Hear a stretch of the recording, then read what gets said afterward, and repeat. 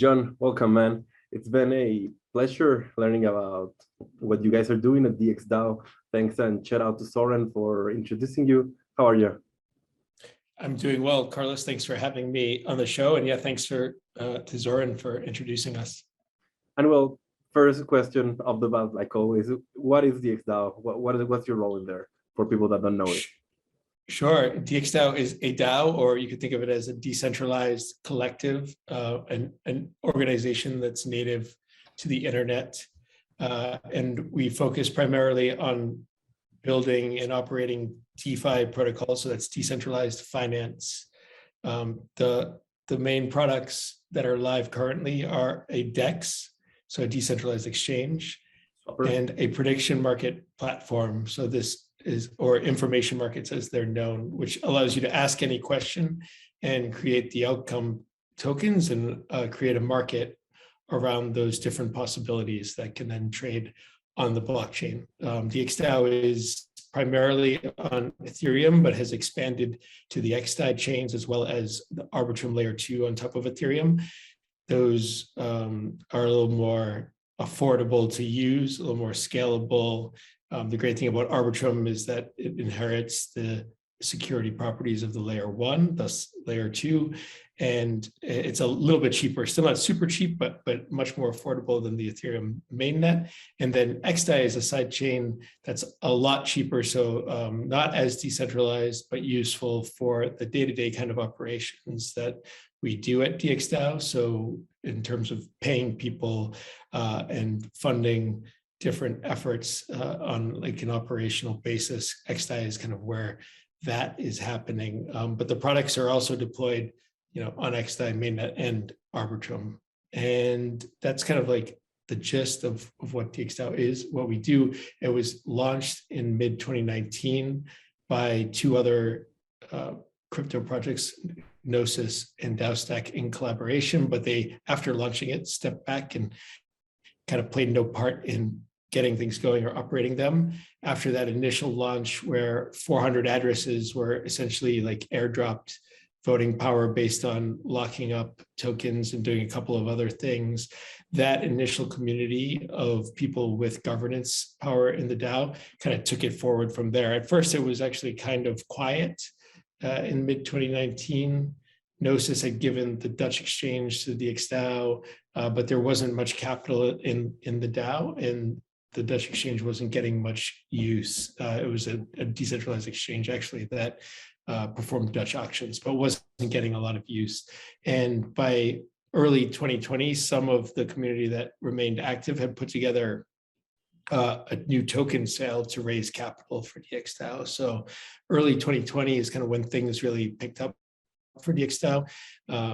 We were able to launch a couple of front ends built on other protocols deployed on the blockchain. One was Mesa, which was a front end to the Gnosis protocol, decentralized exchange. And then the other one was Omen, which is a prediction market platform that leveraged the conditional token framework that had been deployed on chain by Gnosis.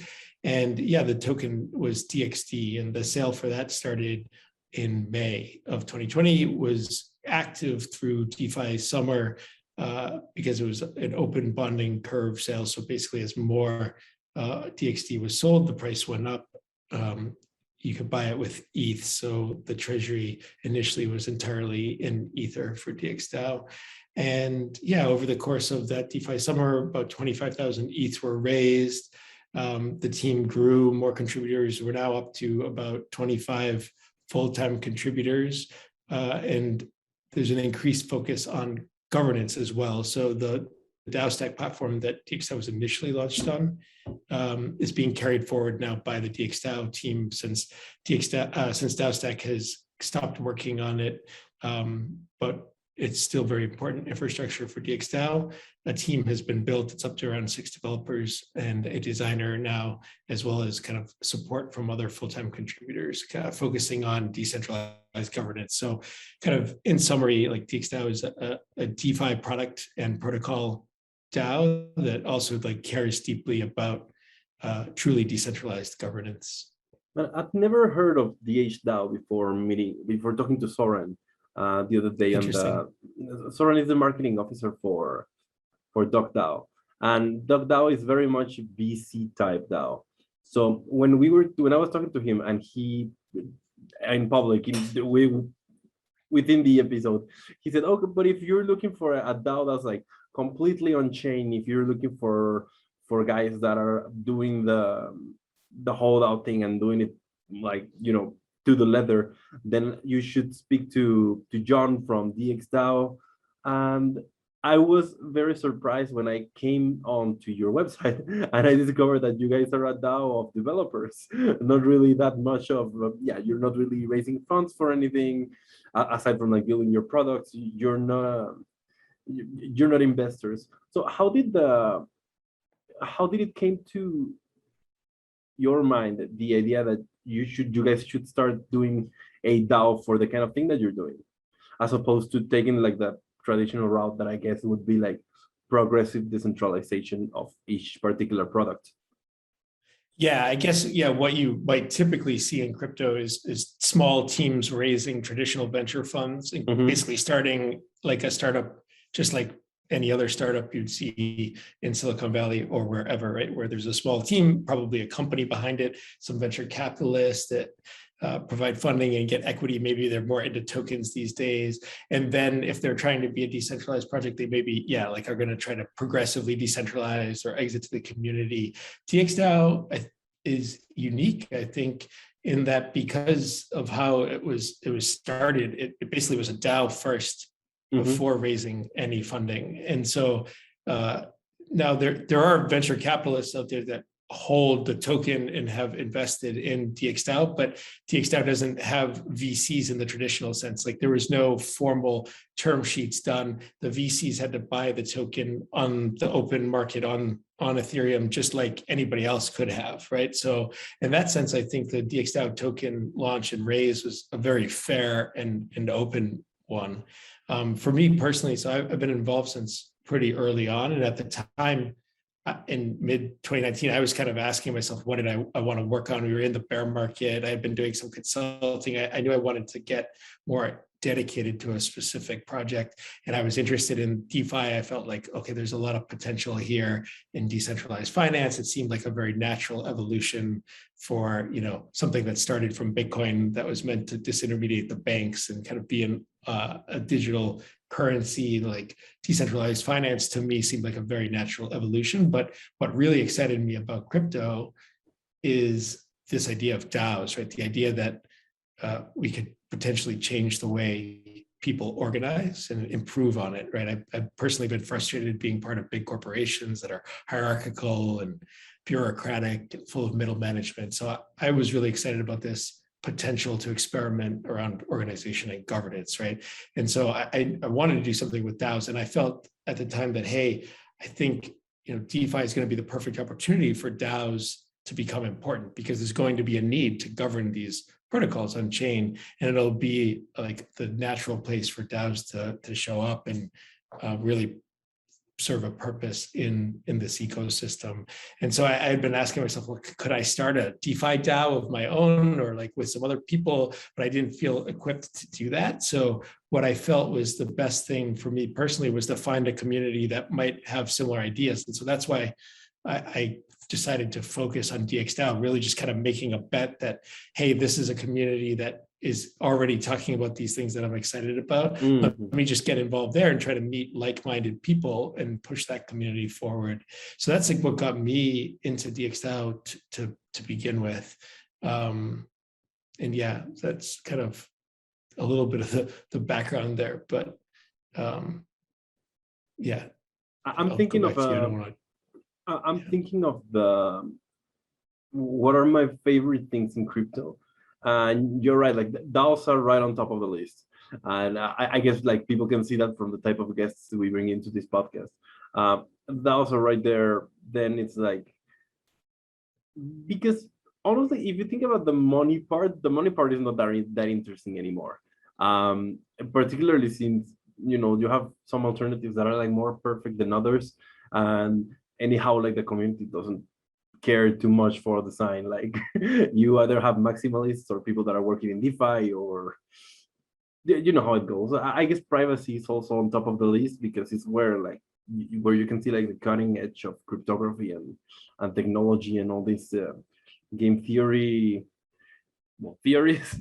But what really attracts me about DAOs is precisely that you get to have what you guys advertise right in the front of your website, like horizontal or completely circular governance systems. You get to have like no information asymmetries. Everyone gets to know everything. Everything is done in the public.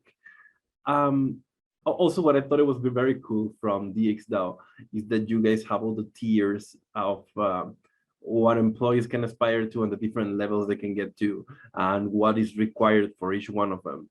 So at that point, you also know that the people that are going into the DAO are being fully informed of what's going on, as opposed to going to a company where your boss is always, of course, trying to get to pay you as little as possible. I just want to know how that process works, the recruiting process in the actual ground of the DAO. Right. Yeah, absolutely. So there's like compensation guidelines that were passed by governance as like kind of a guide to, like exactly what I said, guideline to people who are joining and working for the DAO. So it's not like a strict rule that it has to be following these levels, but no, it is very general. Sort of the suggestion. Yeah, and that's what people tend to follow. And yeah, it's a little bit tricky, right? Because we're operating in a completely global market. And like you said, one of the values is complete transparency. So you know exactly what I make, you know what everybody makes, and it's all on chain, and they have to do their proposals. So, I mean, that's cool, right? Because yeah, there's no like big secrets, or you don't have to kind of be wondering, like, are you getting the fair deal like you might in a normal employer? I think it does make it a little trickier for the DAO itself to compete on the market, maybe trying to hire people, right? Because I think a lot of times firms are paying whatever the market price is for something, and that's a little trickier when everything's completely in the open and there's an existing set of guidelines. But I think it's a great thing that we have that transparency and can kind of do all this stuff in the open. And one of the things that I'm excited about is a product that we're about to launch. We're calling it Carrot, and I'd like to describe it as programmable incentives, right? So basically, so it is carrot as in the vegetable. Okay. Yeah, exactly. Like carrot, it's meant to kind of like be a playful name. Yeah. Like it's an incentive. Yeah. Like, oh, we don't like to focus on the stick part, but like, yeah, from the carrot and the stick. And the idea is that you could ask any question, set any condition, and in the context of contributing to a DAO, you could imagine a condition such as, will this product be shipped onto mainnet by the end of the year, right? And then you could lock up some incentives in the native token, or just, you know, stable coins or ETH, and give that carrot token to the developer or the development team. And so basically those carrot tokens are only worth something if they meet the goal, right? So basically a way to provide incentives as a form of compensation. And I think that might be a good way for decentralized, flatter organizations to actually structure compensation, right? So that it really is more tied to specific objectives and things that are achieved. We like to focus on shipping and what's achievement. Yeah. I mean, we mentioned carrot and stick, and of course you guys are working on the part of the carrot, not really that much on the stick. But there is an app that's called Stick. Have you ever had a chance to toy around with that? No, I haven't heard of this app actually. What's it? Could you tell me more about it? I think it's Stick with 2 Ks and no C, but it's Stick. I think they rebranded at some point. It was featured on the 4-Hour Workweek, the book by Tim Ferriss. So yeah. That's how I learned about it when I was like 18.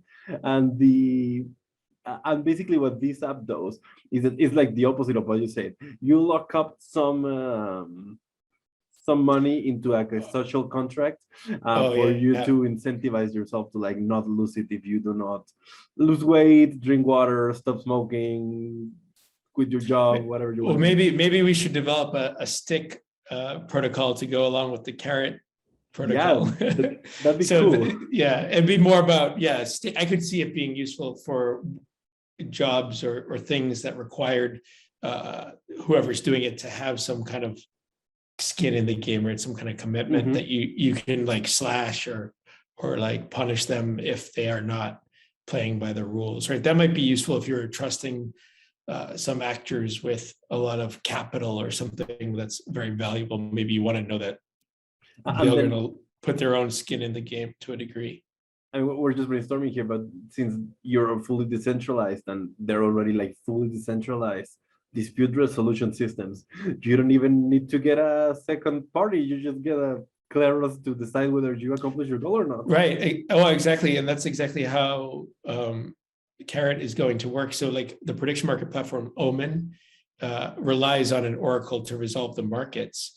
The oracle is actually this platform called reality.eth, and it works simple staking game, right? You can set the outcome by staking some amount of capital. And if somebody thinks it should be the other outcome, they just have to stake more capital than you. And you can kind of keep playing this game until one side just wins. But if it keeps going and the value gets pretty high, it's actually possible to call the arbitrator, is what we call it. And it kind of goes into arbitration or to court. And Omen primarily uses Kleros, so that the on-chain court, and Carrot will also have the option to use these arbitrators like Omen. So like you could use Kleros or other systems that can provide a ruling or decision in the case of a dispute. If someone that's listening to this doesn't know what Kleros is, I'd really encourage you guys to go check it out because it's amazing. The founder of that project also came into this podcast, so you can listen to this one after this one, that one after this one. But anyways, man, there's another thing, because you mentioned the token in the open market, but what I found really cool, what you guys do, is the other token, the token that's non-transferable. Because, I mean, Vitalik also published a blog post about like the dangers of coin voting, and I've never been a fan of coin voting myself, just because it always seemed very obvious that it could very easily default into corruption. And I think what you guys do with the non-transferable thing is a lot smarter. But I would love to hear why you think that is not more common. Yeah, I also am very bullish on non-transferable, or we like to call it like reputation-based voting as a form of governance and playing a role in governance. And I think the token voting that dominates the market now is actually pretty bad and even dangerous, right? Very vulnerable, I think, to economic attacks, vulnerable to devolving into plutocracy, where just a few influential actors like accrue all the power.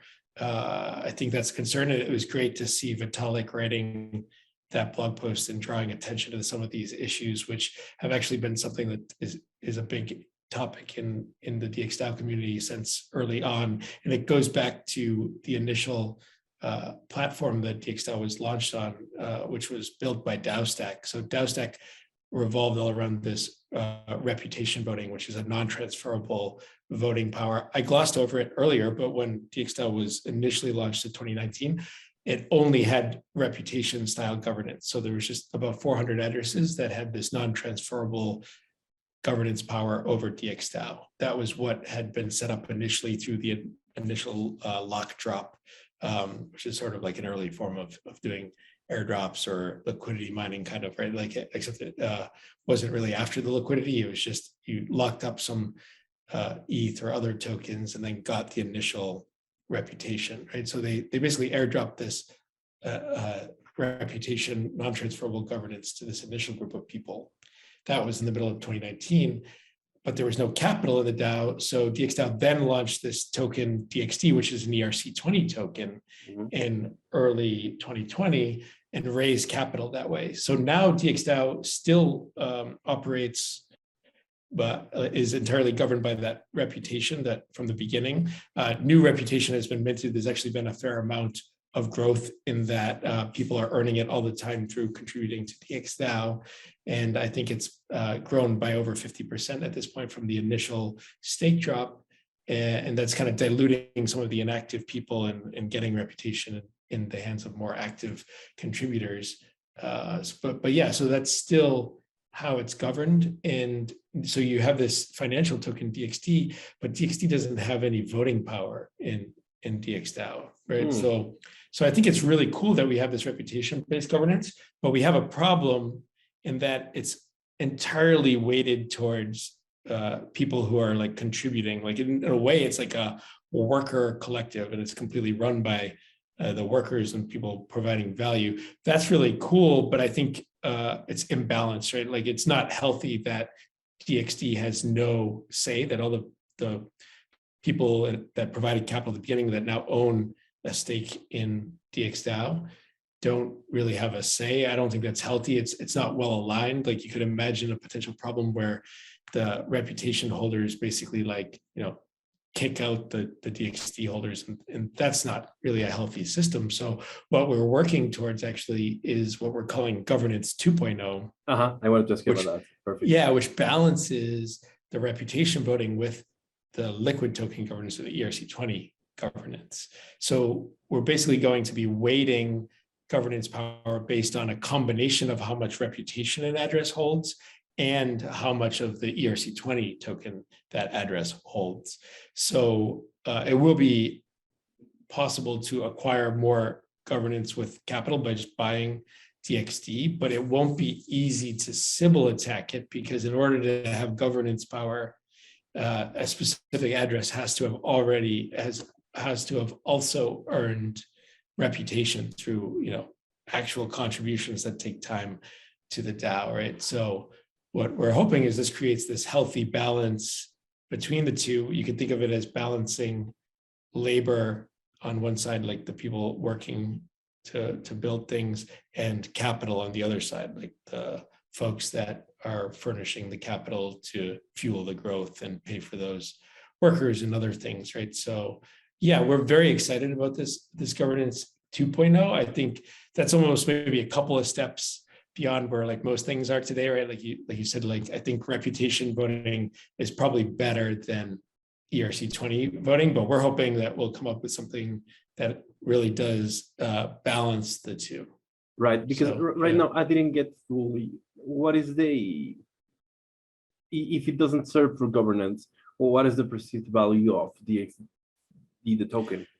Yeah, so DXD is entitled, like kind of by like signaling of the DAO, that it's to fees generated by the DAO, right? So it's sort of been a commitment made by the DAO that there we go. When its products make fees, those fees are going to get returned through distribution of some kind, or mint. Like there's different ways it could be done. It could be buyback and burn, or buyback and hold, or distribution of fees to the DXD holders. So like the whole, like not the whole goal, but like one of the main goals of DXdao is to provide value to the DXD holder. Of course. But it is sort of a structural issue or problem with the governance that it doesn't include DXD, that DXD has no say. So it is sort of a broken system in that sense, but something that we're working actively to address, right? There was this governance 2.0 was actually passed via a signal proposal by the reputation holders saying, hey, this is the goal, the direction we want to go into. And now we've been building up the governance developer team and making progress towards that goal. But it'll take some time because it's a very serious migration to this new system, but it's something we're actively working towards. In general, I reckon that's a very good move, thinking about mixed governance thoughts, because it's sort of like the final governance structure hasn't been found by anyone, right? Like over at Gitcoin, they're doing the quadratic voting thing, and I think that's closer to what I would consider ideal at the moment, in lack of a better option. Another one would be something similar to what you do, so having non-transferable tokens, but like you said, that obviously limits the value you can get from people that are interested in entering the ecosystem and that can fund it through doing so. So I reckon that's also a smart move to try and incorporate a token that can be obtained in the secondary markets.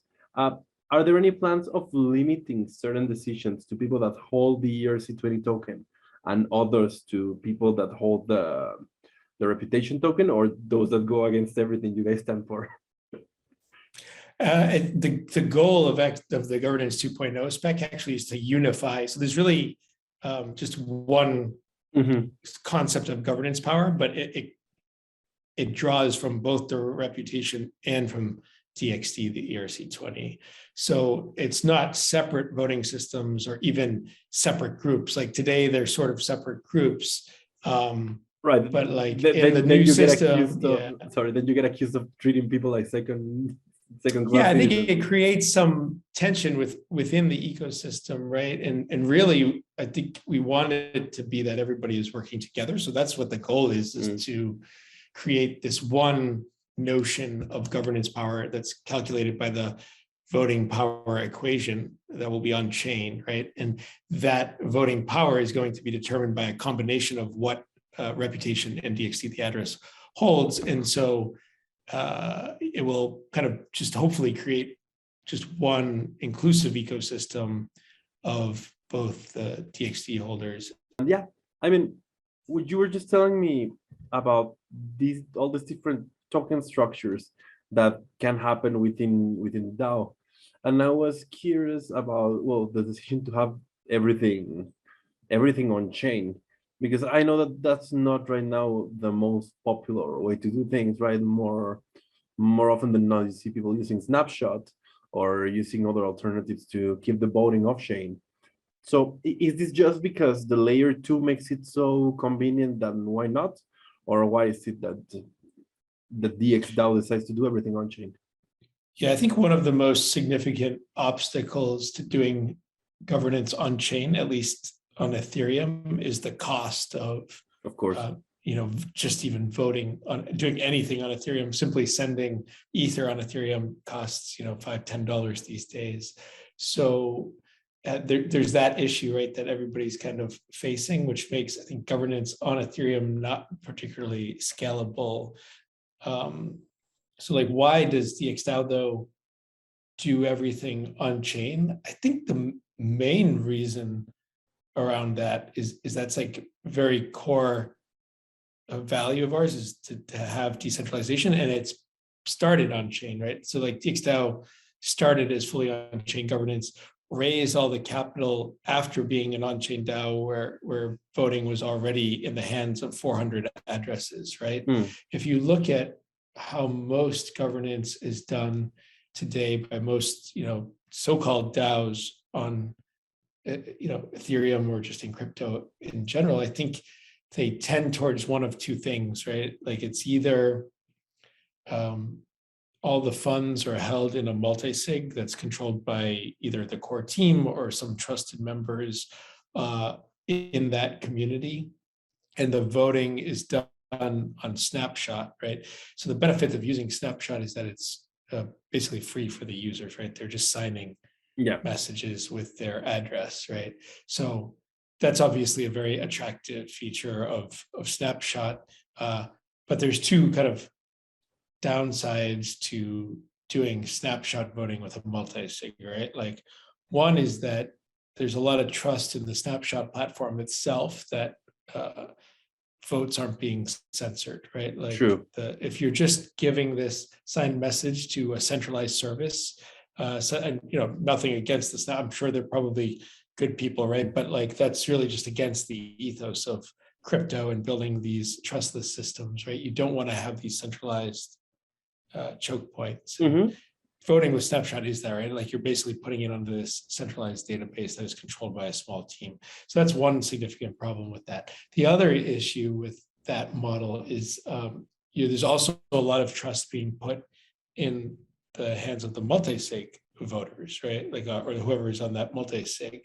So I think in general, multi-sigs tend to follow through on what the Snapshot voters say, but they don't have to necessarily, right? They're not bound technically to do that.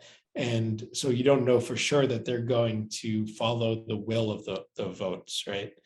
And in addition to that, because there's only a small number of people on a multi-sig, it's maybe 5, 10, 11 people on a multi-sig, that also makes it sort of vulnerable, right, to collusion, vulnerable to attack even, right, to censorship.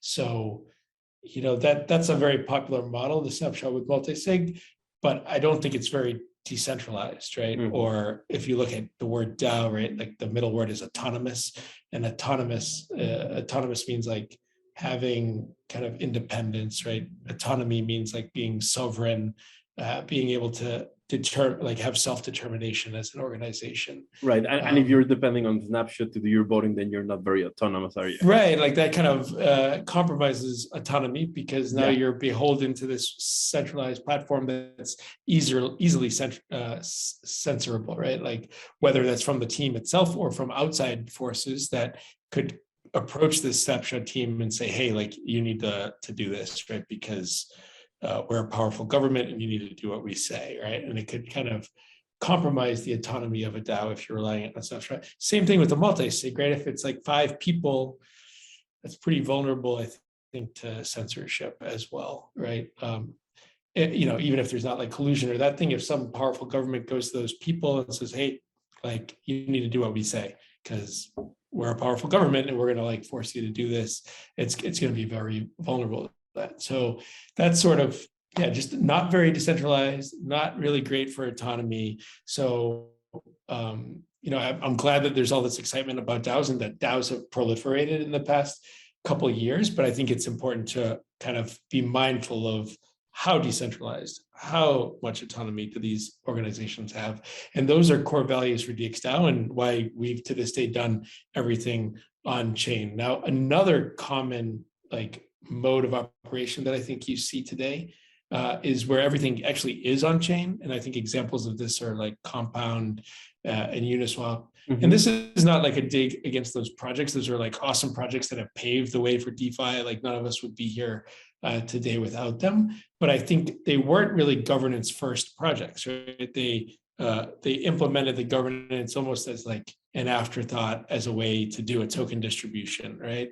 And for Uniswap, so you might even think that it was sort of like a legal move that yeah, like so I've heard somebody in the DXdao community likes to say that the main designer of a lot of these governance platforms was actually the legal and compliance office of these companies, right? Of these projects, which may or may not be true. I don't know, but it certainly doesn't feel like the decentralization or the autonomy of these like communities was really forefront in the decision making of how these went on. And so I think what you have in some of these cases, which is I think pretty common these days, is it is actually happening on chain, and that's really cool.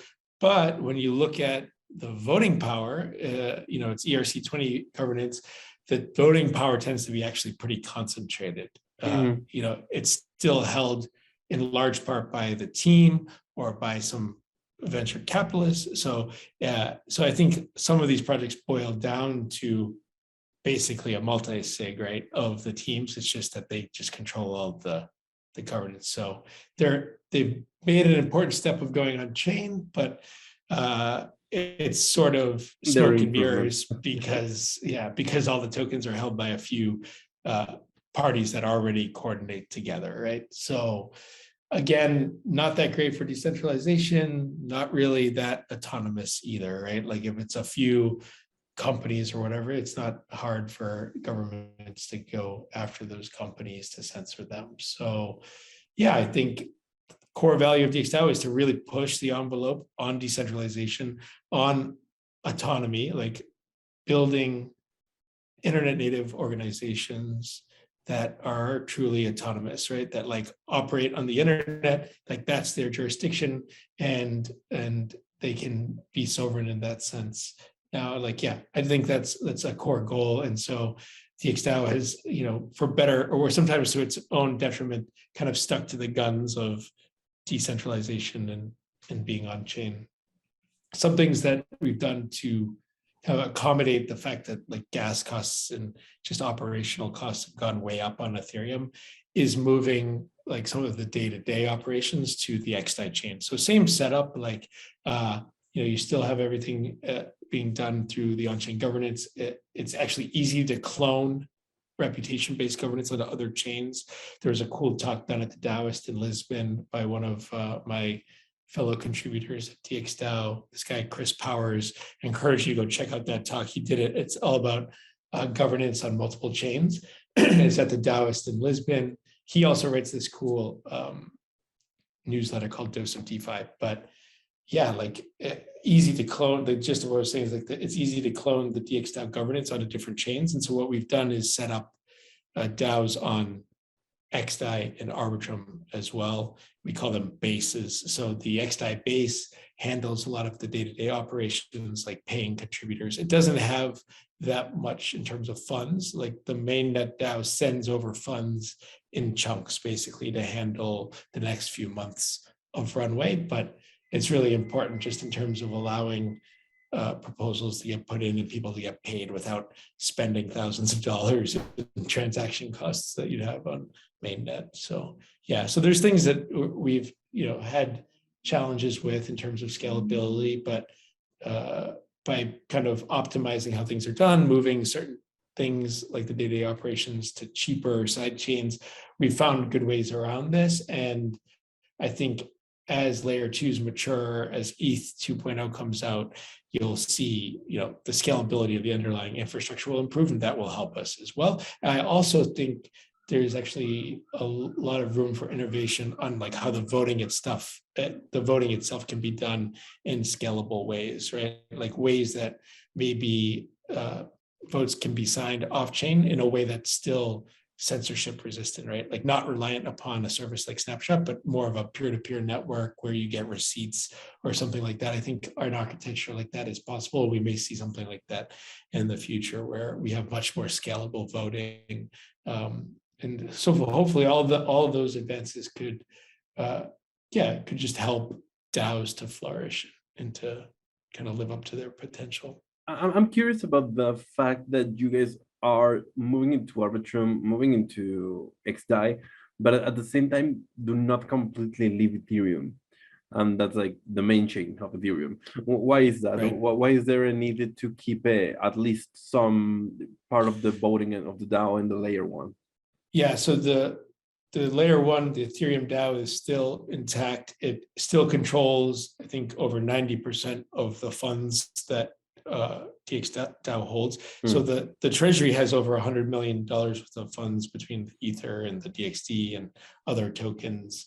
And that's mostly on mainnet, right? Right. And the reason that I think it's important for that to still be on mainnet is Ethereum mainnet is the most censorship resistant, most trustless platform that you could build this on right now, right? Yeah. So the other platforms that we're on, XDAI it's an awesome chain, awesome side chain, but the number of validators is relatively small. A lot of, it's got a trusted bridge, so it's just not as as trustless as Ethereum. Same thing with Arbitrum.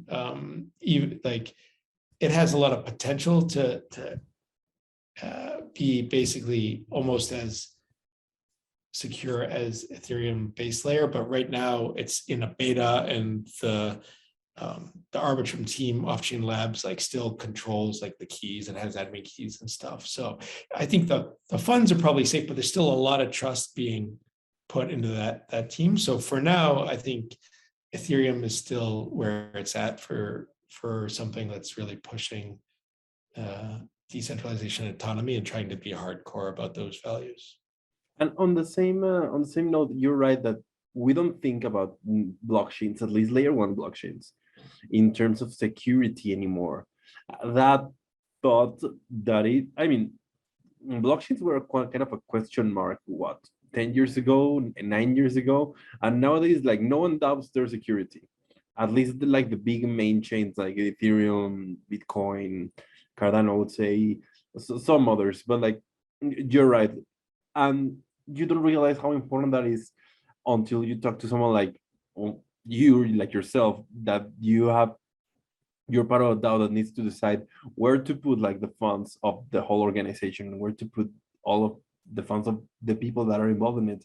And you're right, you don't want to take chances with things that might not be fully secure, although it would, if you wouldn't ask the average person in the know, they wouldn't tell you that XDAI is likely to get hacked next week, right? Right. I mean, I don't think it's likely, but it's it's just not, doesn't have the kind of security guarantees that I think you'd want to yeah, same thing. Like if you were to go and bridge over to Polygon, now even if Polygon itself is like some level of decentralization, which is not super clear to me, itself is, you're still trusting that bridge to get the funds over, right? And that bridge is controlled by a very small group, pretty centralized. And yeah, that's just not acceptable risk when it comes to handling a 9-figure, on-chain treasury for a DAO, and at least in my mind, and I think that most of the DXdao community would agree with that, which is why we're still on Ethereum.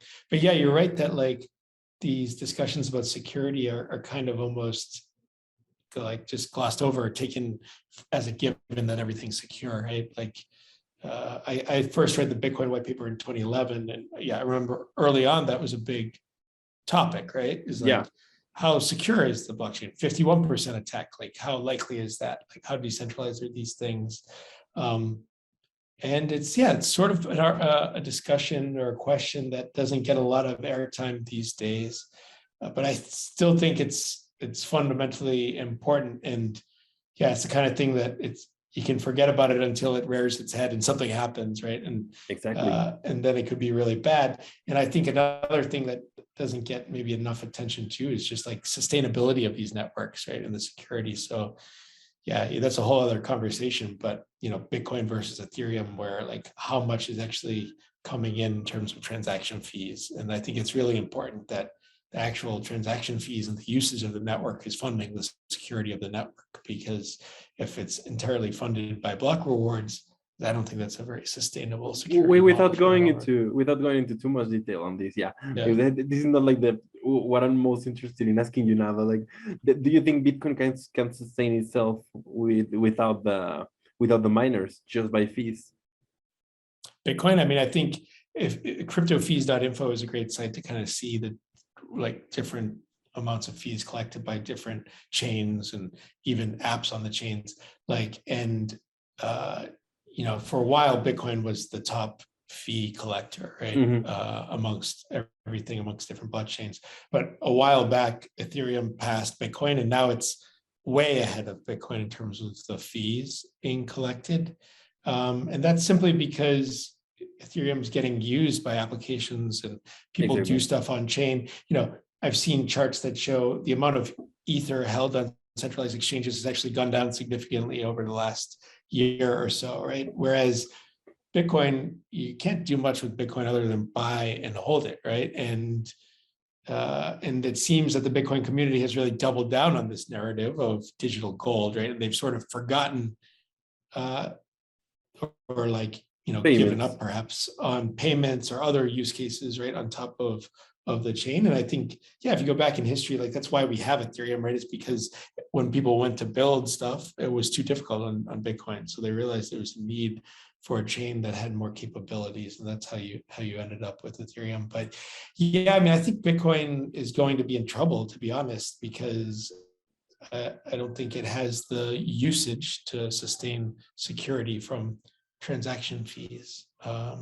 And it's very clear if you go and look at the actual fee numbers that it's been long eclipsed by Ethereum in terms of that. So, and like what's worse for Bitcoin is the community has pretty much ignored this question for years now, right? Like you had the block size wars, I think were probably really like what really put the kind of sealed the deal there in terms of like what the direction the community would be in. Like Bitcoin Cash was arguing that like you needed to do some things to make it more usable and more, more transaction fees and stuff. And that was sort of rejected by the core Bitcoin community and developers. And then the narrative that's really taken off since then is digital gold. But yeah, if you go read the white paper, right? I always recommend people go read the Bitcoin white paper. The title of the white paper is, peer-to-peer electronic cash system, right? Yeah, not digital gold, right?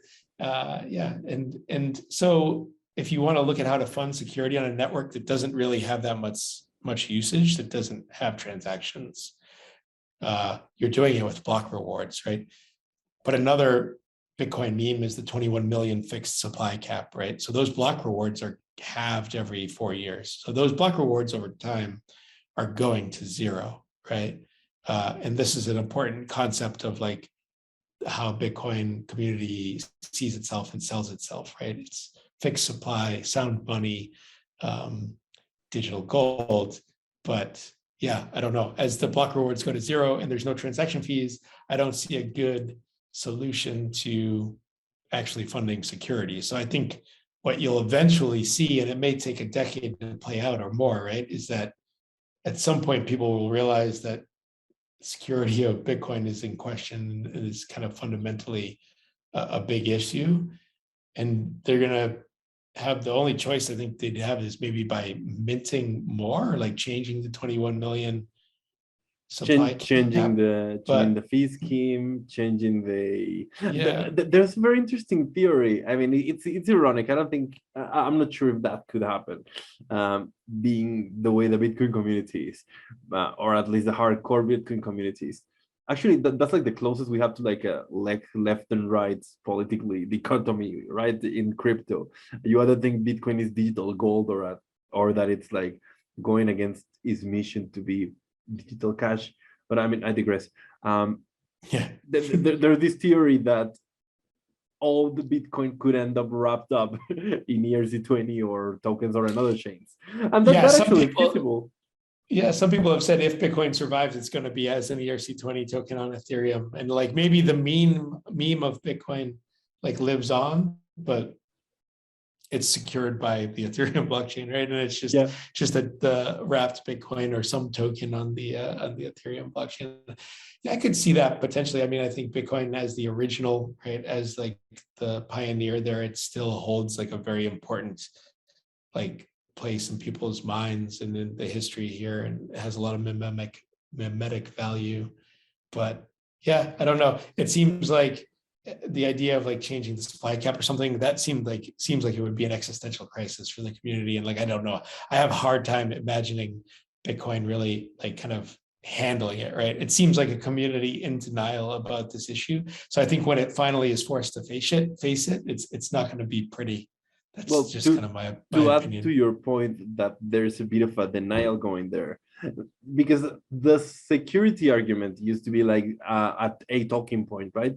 Oh, but Bitcoin is a lot more secure than Ethereum. But nowadays, when Ethereum is fully merged and it has fully transitioned and everything is said and done, it's going to be a lot more secure than Ethereum. I mean, the Bitcoin. So that argument is pretty much done. So you see that like the community is pretty much not wielding that one because they know what they can get hit back with. So it's just funny, all these dynamics. But moving back to DXdao, because I do have my question list here, and there are things that are very interesting that I would want to touch on with you. DXdao also governs all the different protocols that you guys develop, right? That's right. Yeah. And I thought, in my mind, this looked super smart because I see things like what we were saying with Uniswap. You do see some things are born sort of out of hyperactivity. And you see that a lot of what's happening within the Uniswap DAO is a lot of hyperactivity. Not much ever gets done, but there are proposals all the time for everything. And yeah, sort of like the governance is sort of all over the place. And I reckon if this DAO had something better to do with, none of these would probably happen at all. So it makes sense to me, like the developers are not focusing on continuously polishing as much as possible one protocol, but developing a wide ecosystem of things. But how do you see this? Yeah, I think there's a big role for governance to play in all kinds of things. But like Uniswap's an interesting example though, because especially Uniswap v1, there's really like no need for governance in Uniswap v1, right? Like there's a protocol fee that can be no, v1 doesn't even have a protocol fee. v2, I think. Actually, I'm forgetting whether v1 has a protocol fee or not. I don't think it does. v2 has a protocol fee that hasn't been turned on. So even v2 doesn't really require much governance or any governance either, right? So it's a beautiful system in that it's very governance minimized. And it's just this immutable system that is like a venue for liquidity providers and traders to come on chain and like, trade. And And so in that sense, I think it's very elegant. And I'm actually all for like minimizing governance to the extent possible. Like it seems to be like an optimal thing to do, right? Like it's just more efficient. If you can do it without governance, then that's great, because governance can be slow, it can be like complicated, it can be risky, right? But I think there's a large space of things that need to get done that do require human coordination, right? Even if it's like business development, like curation, like deciding what to work on, what to fund, like who to hire. There's just like a lot of stuff that is going to require people to coordinate and do governance with. And I think some of that, even on the protocol levels, like some protocols will benefit from having the ability of governance to set certain parameters or to curate certain things. But yeah, so I view, I don't know if this really answers your question, so feel free to ask it again, but like I kind of view like the role of DXdao governance to have a pretty wide scope, but I don't think that means that governance should be like applied to everything, right? I actually think like you want to remove governance wherever possible, but that I think there's just a lot of stuff that it's kind of unavoidable and will be needed. I don't know if that answers your question. I'm a fan of this concept of like, however empty a room is, you're always gonna find something to fill it with. So it's just better to have important stuff to do on smaller rooms rather than trying to get as much little stuff into a big room as possible. Yeah. Well, so, and I mean, I think there are ways in which DXdao is fractalizing, so to speak. And I think you'll maybe see this as a trend in general, but so there's multiple projects right now under the DXdao umbrella. And recently a token was launched for the exchange. The exchange is called Swapr. The token is SWPR, Swapr token.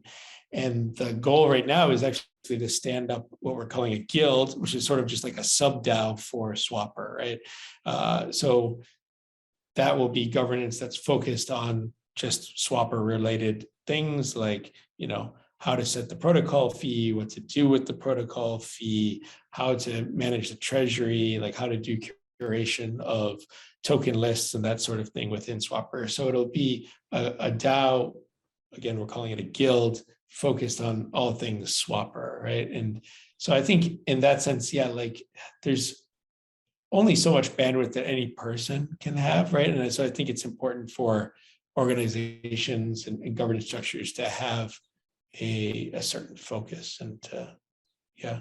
And again, I'm not sure if that answered your question, but no, it's good. It's just interesting stuff, like you say. Yeah. I mean, I have like 10 more minutes of your time. So, and you can have, like you said, a big umbrella of projects underneath you. So you have Omen, you have Swapr, you have Mesa. You haven't mentioned Rails or Aqua. Right. So Rails am I wrong to assume something there, or what? No, that's a very good question. So Rails is essentially defunct. Like it was a interface to the loop ring layer 2, which is ZK rollup. Loop ring has a DEX, but it's also functionally supports transfers. And so Rails was just a UI that would support doing transfers on an earlier version of Loopring. Loopring has since evolved, and DXdao the community didn't see a good business case for Rails. So the development on that was discontinued, and like the project is basically dead now. It was a cool concept and a project that had actually been gifted to DXdao from a hackathon by the Loopring community. But yeah, that was a cool idea, but it is basically dead now. Aqua is a totally different story. That's actually a new concept that is meant to be a successor to Mesa. So Mesa, like I had mentioned earlier, is a front end to the Gnosis protocol DEX. A lot of the use that it got in 2020 was through projects doing IDOs or initial DEX offerings on top of the Gnosis protocol and offering it through Mesa. So since that was sort of where Mesa was getting traction, that kicked off an effort to focus on building an IDO specific platform or token launch platform for DXdao. But instead of calling it Mesa, eventually the decision was made to rebrand it as Aqua. So a decent amount of development has been done. There's actually like an MVP that's ready to go to audit.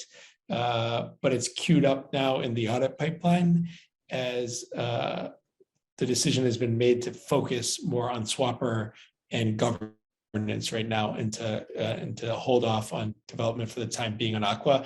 And that's really just driven by the limited resources, right? Just like not having trouble finding enough developers to work on all these things. We felt that basically things were spread a little bit too thin, and that we wanted to really be successful and put a good amount of effort into the things that were priorities or focus. So we consolidated efforts around Swapr and around governance for the time being, as we kind of build up dev capacity. So we still have a lot. We have over a dozen folks working on the product team. So we don't have like a lack of resources overall, but it's just not enough to cover all 5 projects that we were trying to tackle. And there's a lot that we want to accomplish in governance as well. So yeah, so right now, basically Aqua has been deprioritized, but the plan is to pick that up again and launch it in due time. I also think with the market cycle being where it is, a token auction platform, it would be hard to kind of launch and have like, I think it would be difficult for a token auction platform to get traction at this stage in kind of the overall market cycle. So maybe that's something that kind of gets returned to maybe in a year or so. That's a very interesting thought there, because I know people that believe in market cycles and I know people that don't believe in them. I personally like, I'm always like careful to underline that market cycles are based on like our experience doing a cycle like 4 times. So they're not like something that we're 100% sure that's an objective reality of our market. But it is very interesting, and I would reckon if I was working on a DeFi protocol, I would take into consideration, because it's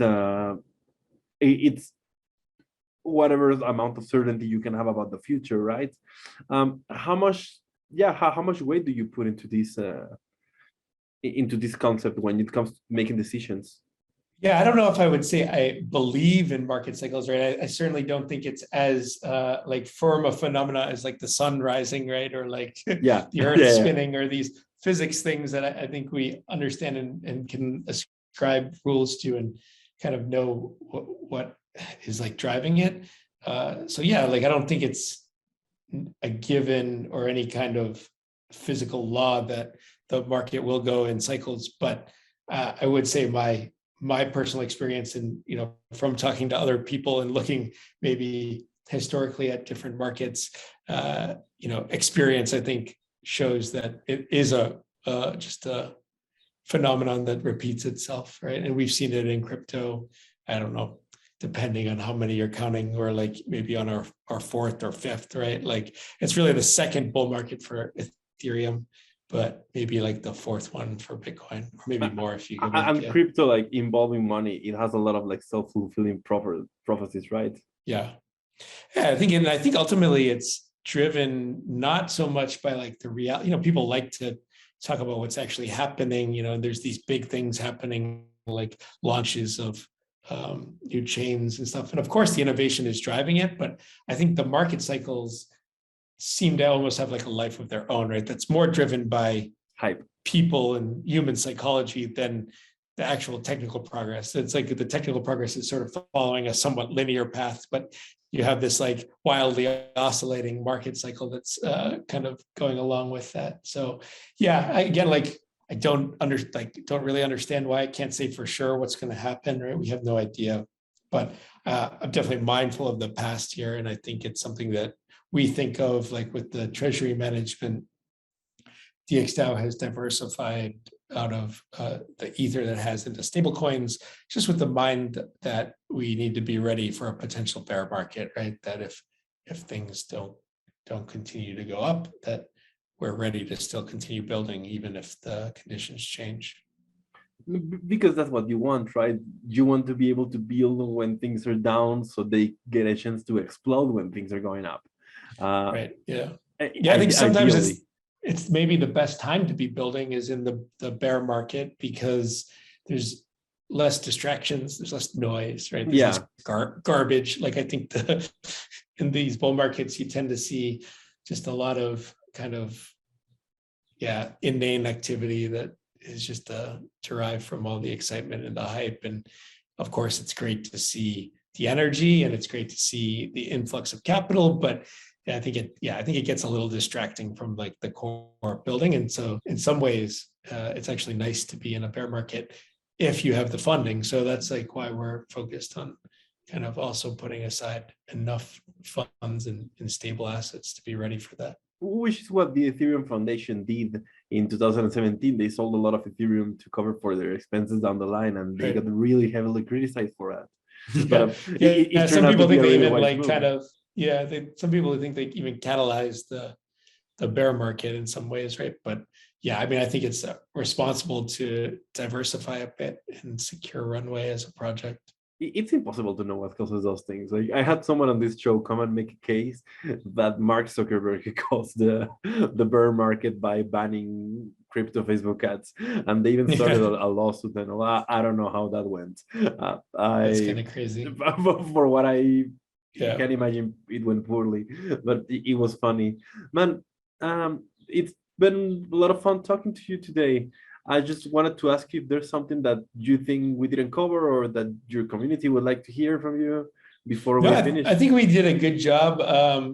Even kind of dove into some of the things that were most exciting about, like Carrot, which is the programmable incentives platform that's about to be launched, and the governance 2.0. I think those are like what we're really excited about and focused on right now. And I was glad that we got to cover those. So I think we've covered the bases, and it's been a fun conversation. Carlos, thanks for having me. No, thank you. And if you ever want to come and do a Carrot exclusive episode, welcome. Let's do it. Yeah. After lunches, let's get back on and talk all about it. All right. Well, John Kelleher is gonna be back. He's gonna be back for the Carrot episode. So this is not goodbye. This is see you later. And thanks a lot, man. Thanks to everyone listening. Thanks, Carlos. Thanks, everyone. Bye.